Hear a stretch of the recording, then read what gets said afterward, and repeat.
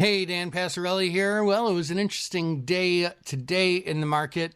Friday, right after the close, Moody's announced that they were downgrading the United States. All the massive amounts of debt and infighting, well, that's just not really fiscally great.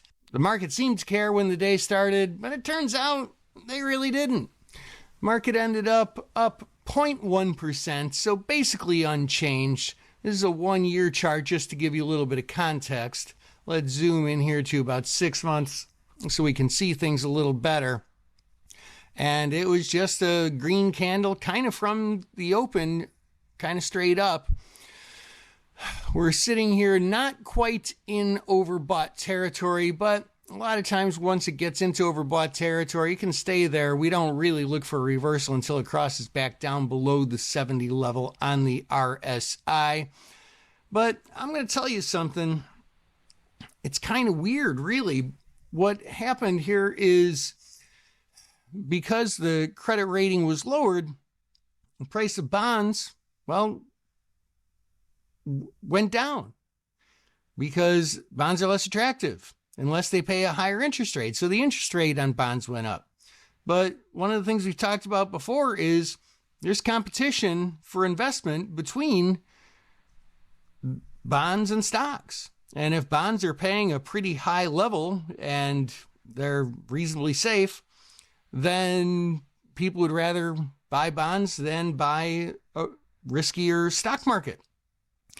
But it looks like the stock market does not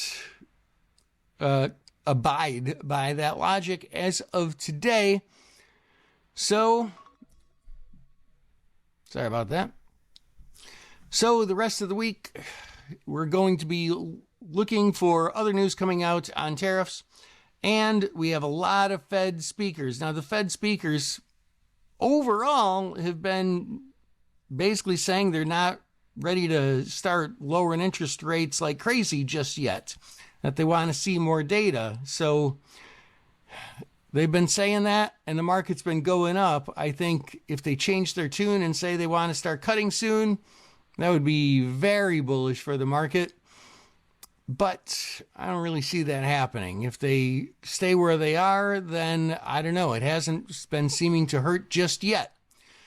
So we're in with the VIX up at this level, 1814, which is still reasonably high.